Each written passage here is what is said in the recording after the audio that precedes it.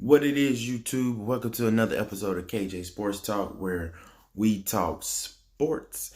And today's topic will be over the two-part Wrestlemania that kicked off tonight. But before we get into the video, just want to let y'all know to press that like button and subscribe to this channel. And also feel free to leave your comments in the comment section. But let's get into the video, man. Today was part one of Wrestlemania 36. As we all know, this Wrestlemania is a little different from recent ones in the past due to this coronavirus outbreak.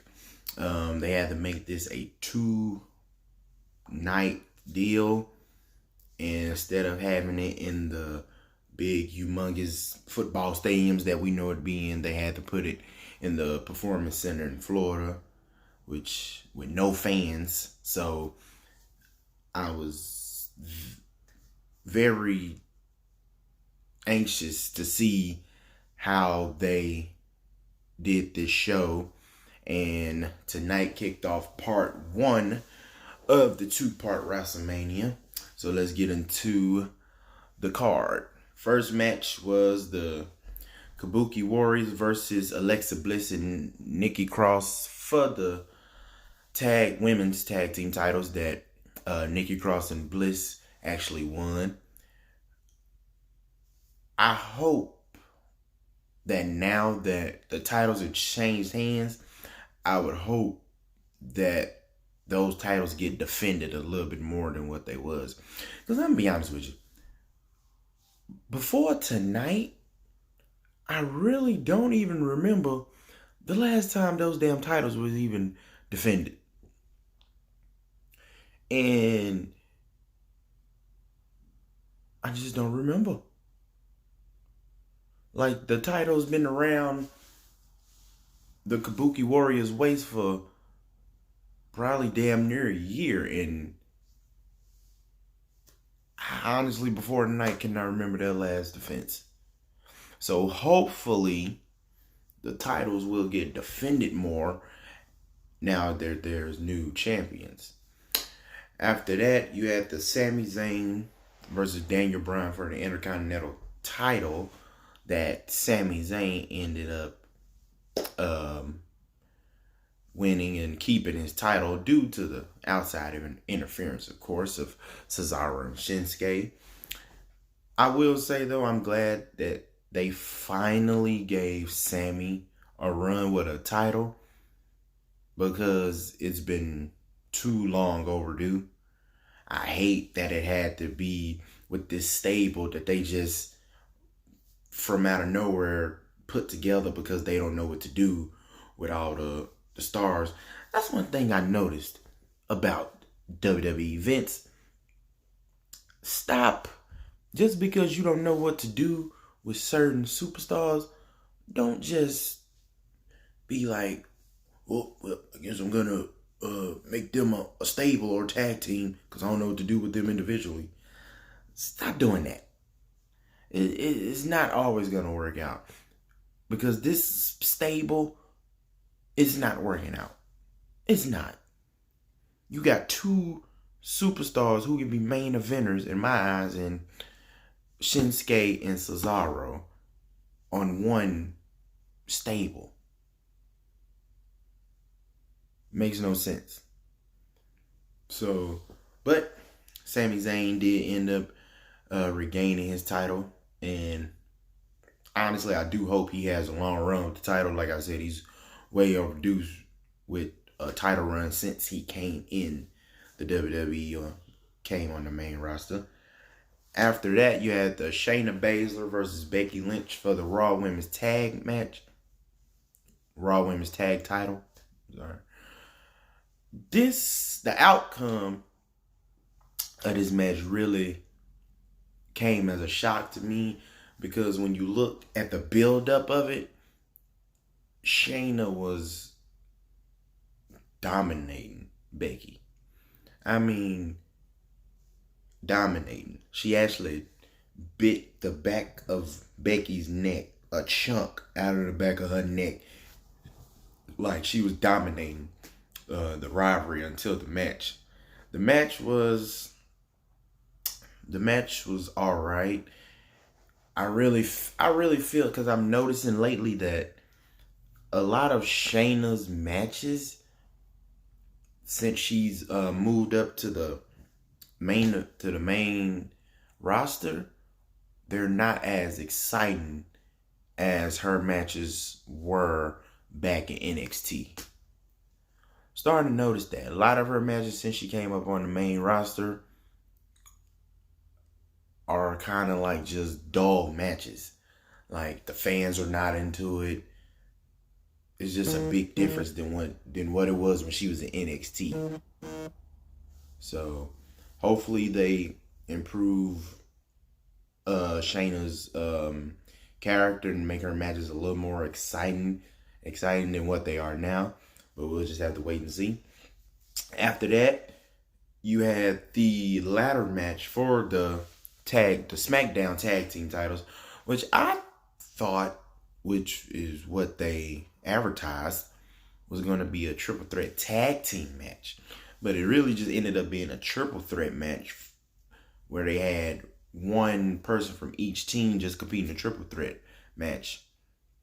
Triple threat ladder match, pretty much, for the tag team titles. And this match, it was actually a pretty good match. To me, it was the best match of the night of part 1 of WrestleMania.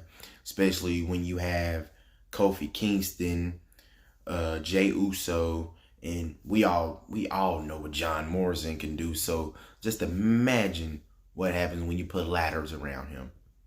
So the action that was in that match was something that I'm pretty sure we all expected. But Morrison ended up winning the match because Kofi and Jey headbutted him while he was holding on to the titles. And he just fell back and brought the titles with him. So you can kind of say he won by accident. But nonetheless, the Morrison and the Miz are still the tag team title champions. After that, Kevin Owens versus Seth Rollins. As you probably know, Kevin Owens and Seth Rollins has been button heads ever since Seth Rollins has formed this new alliance with him, AOP, and Buddy Murphy, which I think can be a really good faction. Because when you look at this faction, you have your leader, your veteran in Seth Rollins. You have your muscle and your dominant tag team in the AOP. And then you have someone who can be an up and coming big superstar in the business in Buddy Murphy. If the WWE utilize this faction the correct way, this faction can be really big. I hate to say it. They could actually be bigger than the Shield, which is Seth Rollins' former faction. They have the potential to be bigger than the Shield. I'll say that. But this match, it was a good action-packed match. I thought it had almost ended by disqualification when Seth hit Kevin with the ring bell, and I was just like, they can't let this match end by disqualification. Like, come on. It's WrestleMania. You don't have no matches ending by no damn disqualification. Let's just get that out the way now. But ended up he called Seth Rollins back out. They restarted the match, no disqualification, which was a great idea because when Kevin Owens went up on the WrestleMania sign and then just dropped the elbow on Seth Rollins on the announce table, best part of the match, that was probably the quote-unquote Wrestlemania moment of the night, because that damn sign had to be at least 15 to 20 feet in the air. So I like how they spotted that and did that. That added a little more excitement to the match. So I'm glad that they did that. After that, Goldberg versus Braun Strowman for the Universal title. Now, as we all know, it was supposed to be Goldberg versus Roman Reigns. But Roman Reigns dropped out due to this coronavirus outbreak. I guess he was more concerned about his health, which is understandable. So they just placed Braun Strowman in his place. Now, two things that I hated about this. Two things. Was one, Braun Strowman did win the Universal title, but it was way overdue. Braun should have won the damn Universal title back in 2017. He should have won that title like 2 to 3 years ago. He should have been and won this title. At that time, he was over with the fans. They was ready to see somebody dominate and take the title off of Brock Lesnar. But for some particular reason, WWE did not just go along with it. They just did not go along with it. Him winning this title was long overdue. Should have happened a long time ago.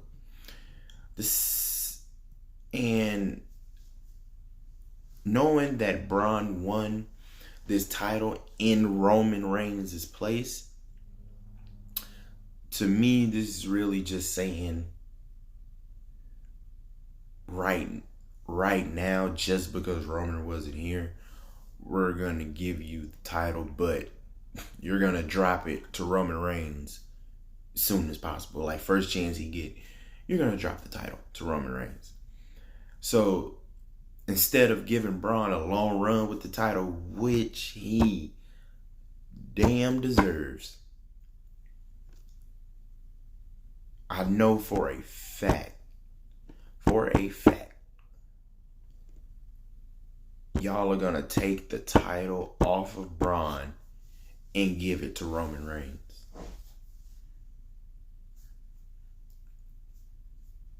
Like, that's really one of the things you learn from this match since Goldberg lost.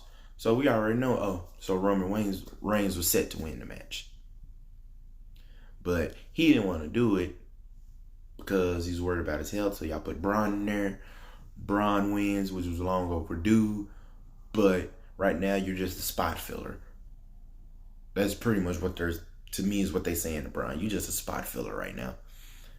Until Roman decides to come back, he's going to take the title off you first chance he get.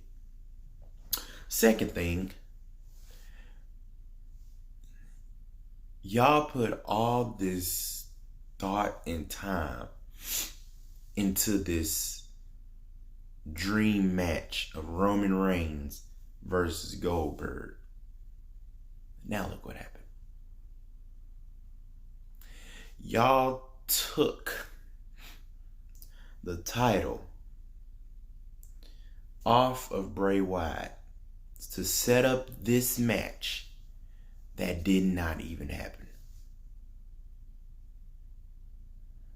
I bet y'all feeling a little stupid right now. Y'all feeling just a little, I know you feeling just a little stupid. Took the title off of him to set up this match that did not even happen. Sure, it was out of y'all's control. Y'all can't control this virus that done came in and made an impact on a lot of stuff, but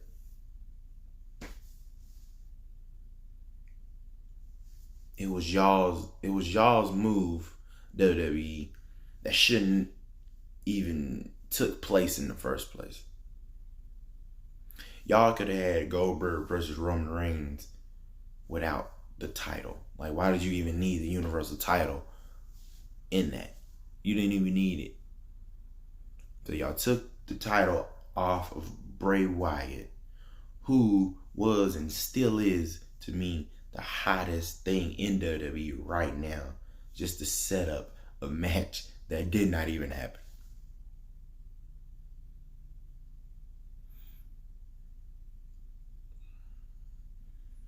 Then you need to fire all of your writers and just hire me.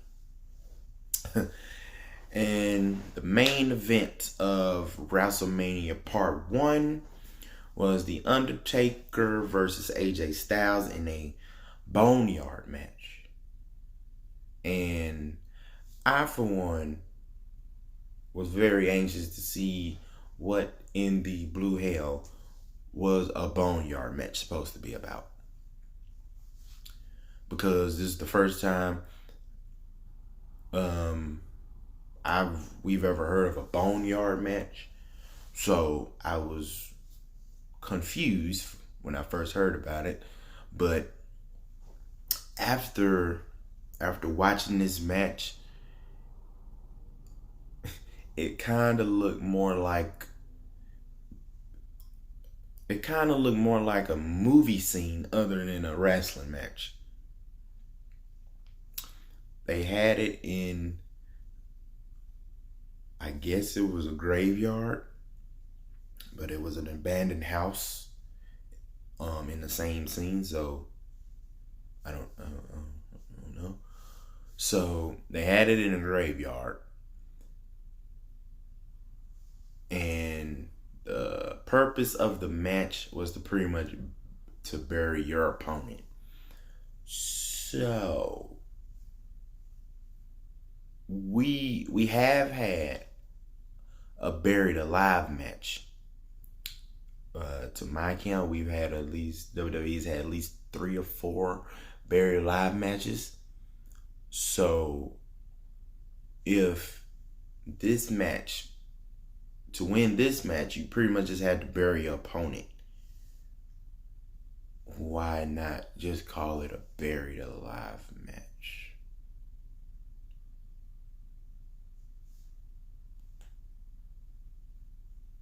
It's pretty much what it was.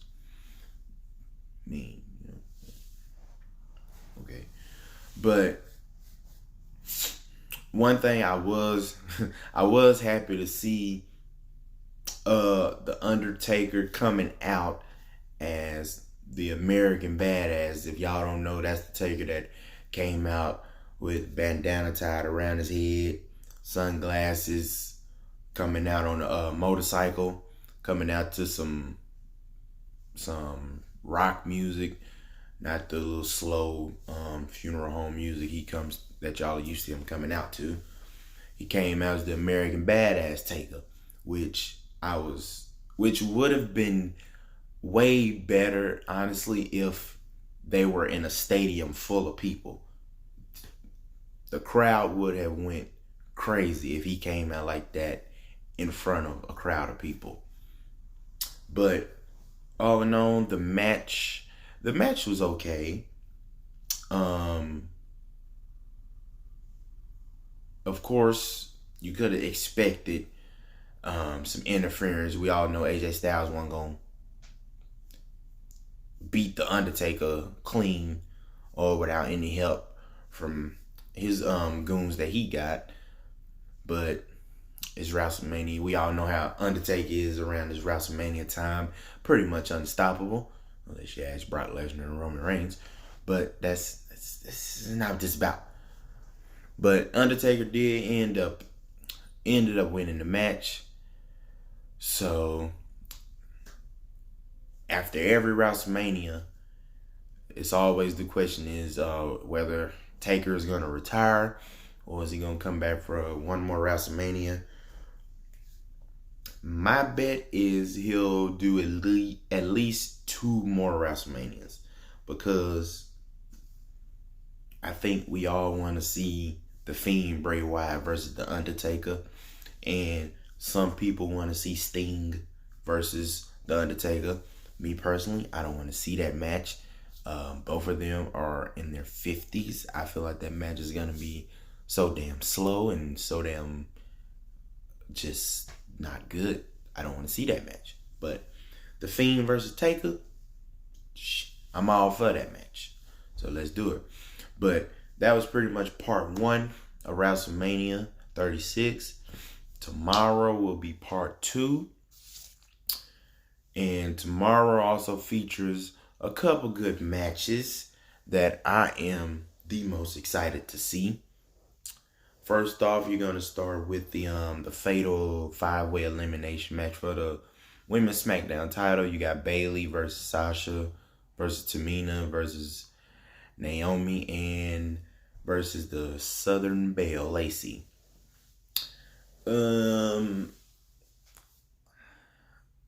I predict that, honestly, I think Sasha is going to win this match because her and Bayley's relationship, I feel like they're going to work together during most of the match. They're going to work together, get rid of everybody else until it's just them one-on-one. Or it's going to come down to where it's 3 people left in the match. Then Sasha is going to turn on Bayley, eliminate her, then just eliminate who's ever left. So, my opinion, I think Sasha's going to win. Then we get to the Aleister Black versus Bobby Lashley. I guess this was one of them random matches that WWE decided to put together. But I'm taking Aleister Black, no question. He's going to beat the hell out of Bobby Lashley. And that's just that.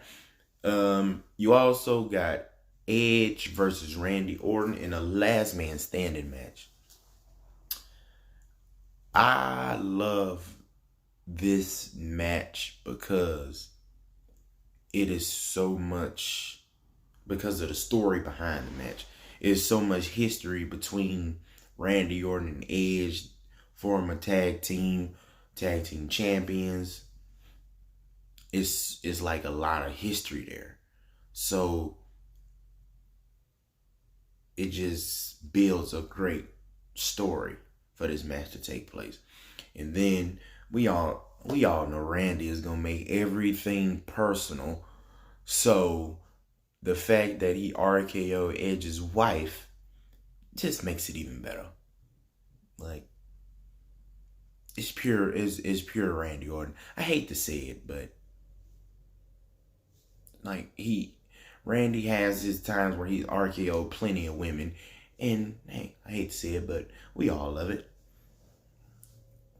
Not trying to promote it, but I'm just saying, as far as the storyline goes, Randy knows how to make it personal, and it just builds the intensity of the storyline. So you can't lie. Like, come on. And then, but in that match, I expect Edge to win because mainly this is his first one-on-one match, because he was in the Royal Rumble match. His first one-on-one match in 9 years. It's a long ass time. First match in 9 years after he had to retire because his neck injury. So I think he's gonna have a good comeback, and he's gonna beat the living hell out of Randy Orton for RKO'ing his wife. And last man standing match, no disqualification, no count out. Keep your opponent down till he can't answer the count of 10. So, after also tomorrow night, John Cena versus my boy, the Fiend Bray Wyatt, in a Firefly Funhouse match. I don't know where the hell WWE getting names of these damn matches from, but I need them to stop. Like, I need you to stop. Because what the hell is a Firefly Funhouse match? Like, it's like they just make it up as they go on.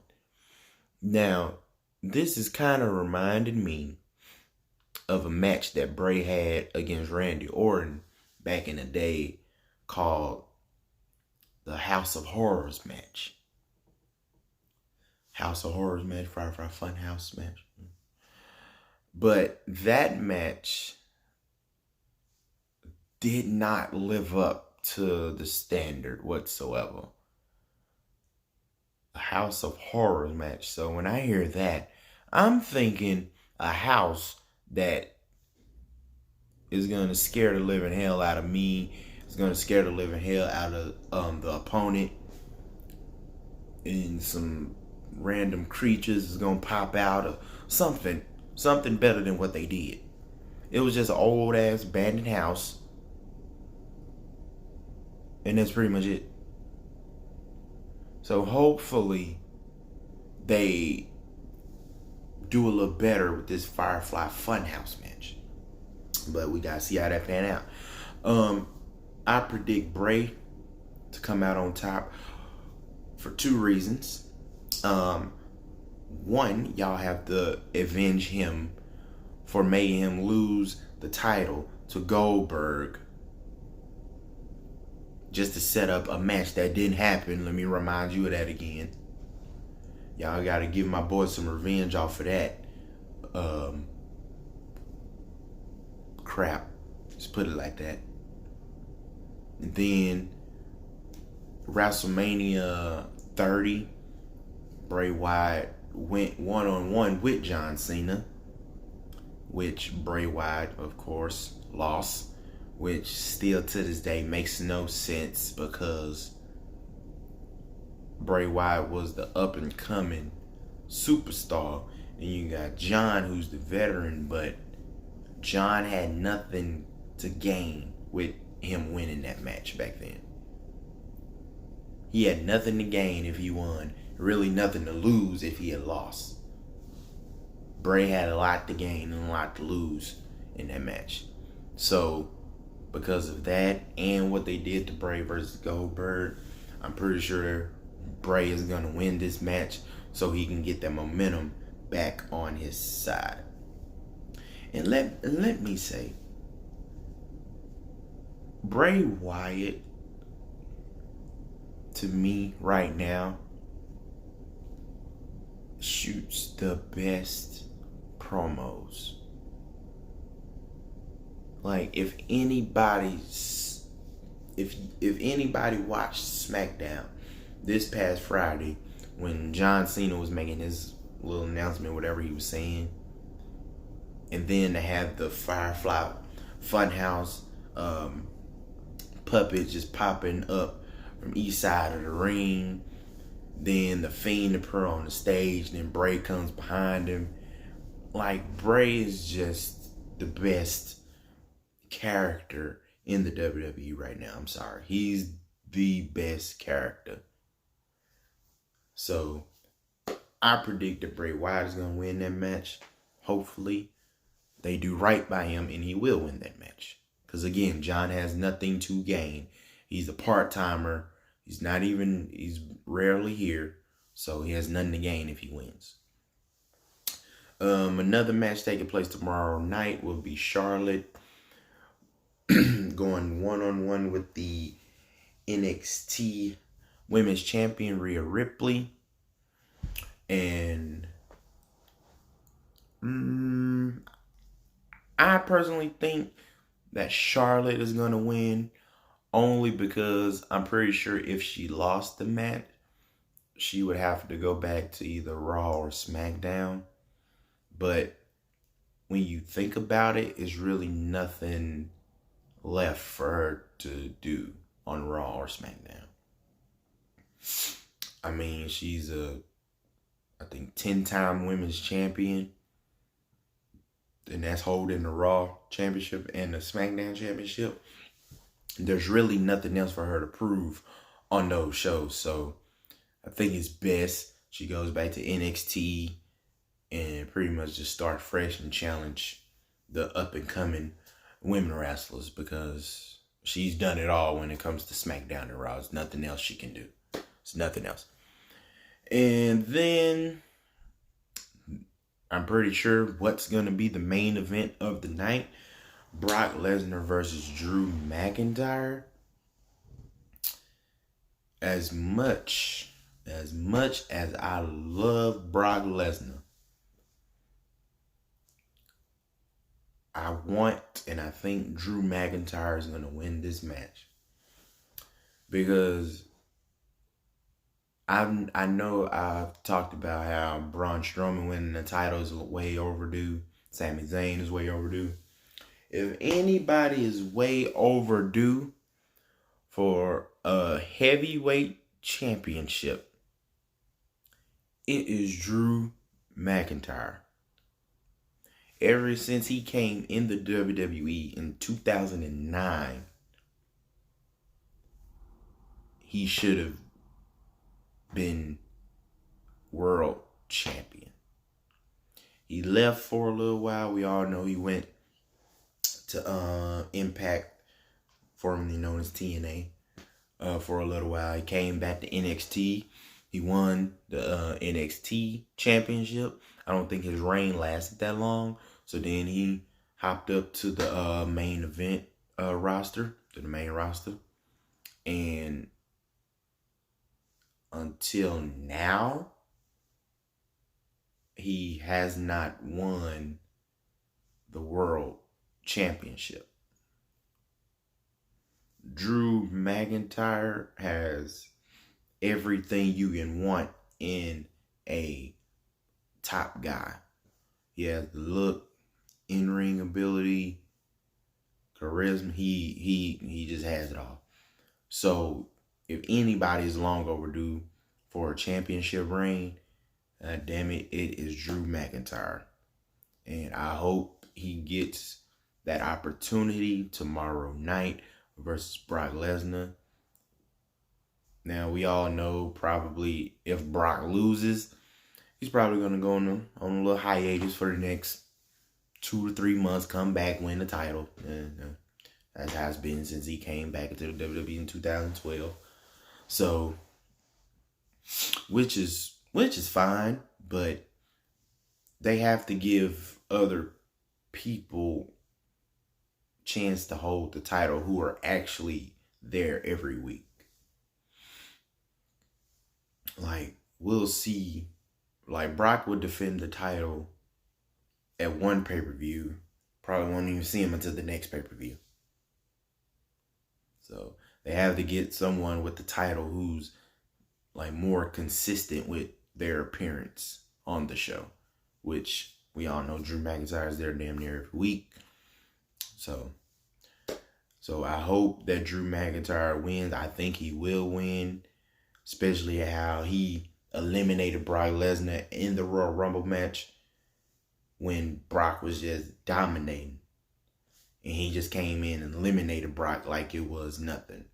So we'll just have to wait and see. Y'all make sure y'all tune in to WrestleMania 36 Part 2 tomorrow night.